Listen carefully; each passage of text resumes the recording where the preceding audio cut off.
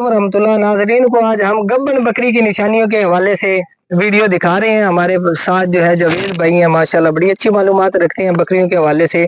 अस्सलाम वालेकुम जवेद भाई। जी वालेकुम सलाम भाईजान। जी जवेद भाई, आज हमें बताइएगा कि गब्बन बकरियों की क्या क्या निशानी है। बाद शौकीन होते हैं जो बकरियां खरीद लेते हैं, लेकिन साल साल बकरी रखते हैं, पता ही नहीं लगता कि बकरी गब्बन है या नहीं है। वो साल के बाद 6 महीने के बाद पता लगता है कि बकरी को तो ऐसे ही हम फटते डालते रहे हैं, बकरी खाली निकल आई है। बकरी जो है गब्बन होने की चंद निशानी हमें बताएं। दूध वाली जो बकरी है इसकी भी निशानी बताएं, और जो पट होती है ये न्यू हो जाए इसकी भी निशानी बता दें। भाईजान 3 महीने तो बाद जेडी बकरी दूध पिलांदी है ना, जी हाँ, 3 महीने तो बाद वो बकरी दूध सुकाना शुरू कर देंदी है। जेडी बकरी गब्बन होंदी है, ठीक है। जेडी गब्बन नहीं होंदी वो दूध नहीं सुकांदी, ठीक है। उस तो बाद वो जेडी बकरियां होंदियां ए बकरियां, जी जी, ए भाईजान वो जिस टाइम 3 महीने लग रहे ने उस वे भारियां करनी शुरू कर देंदी, ठीक हो गया, पेट बनाना अपना शुरू कर देंदी। सही।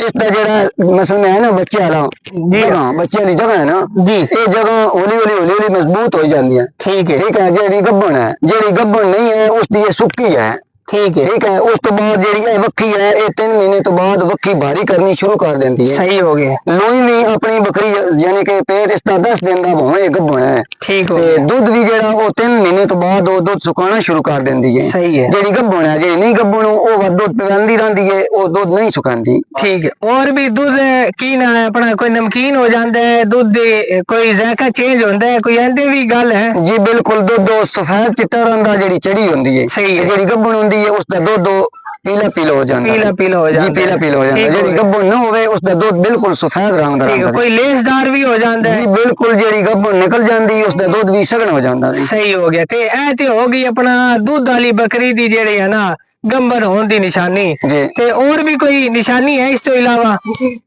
और निशानी जेडी पट होंदी है, पट वो तकरीबन 3 महीने लग रहा, 3 महीने तो बाद ज्यादा मालूमात देंदी है। 3 महीने तो अगदो मालूमात नहीं देंदी। सही है। बकरी वड्डी जेडी है सून वाली बकरी है वो 3 महीने तकरीबन 2.5 महीने तो बाद पता लग जाता है गब्बन है, गब्बन है। जेडी है पट वो 3 महीने लग रहा, 3 महीने तो बाद वो मालूमात कर दी है, पेट अपना जेड़ा वो शुरू कर देंदी बताना। चलो जेडी जी हां, हुन बकरी गब्बन हो जाए, पट गब्बन हो जाए, और इसकी भी कोई खुराक दसो ताकि बच्चे जेड़े है ना वो हेल्दी पैदा होन। अच्छा भाईजान, थोड़ा सा दिम्या 1 किलो दिम्या, 1 किलो आलिया, सही है, 1 किलो अलसी, सही, 1 किलो मेथरे, ये 4 चीज़ां ले लेनियां नो। तकरीबन महीने डेढ़ दे विच ओ चीज़ां मुकानियां नो, अगदो नहीं मुकानियां। सही है। थोड़ी थोड़ी अन्नी चीज़ां जेड़ियां ना ये शाम नु दियो, सुबह दियो, जिस टाइम तुहाडी मर्जी उस टाइम दियो।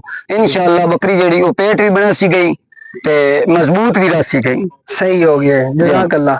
अच्छा जी जवेद भाई, ए दसो किसे थोड़े नाल राबता करना होवे ते की राबता नंबर है? माशाल्लाह थोड़े कोल बड़ी मालूमात है। कोई बंदे होंदे हैं बाज़ औकात उन्हां कोल डॉक्टर को नहीं होंदा, इंदा सियाना बंदा नहीं होंदा जेड़ा बकरियां दी मालूमात रखदा होवे। नंबर अपना दसो। अल्हम्दुलिल्लाह भाईजान, नंबर 0301 53 33 985।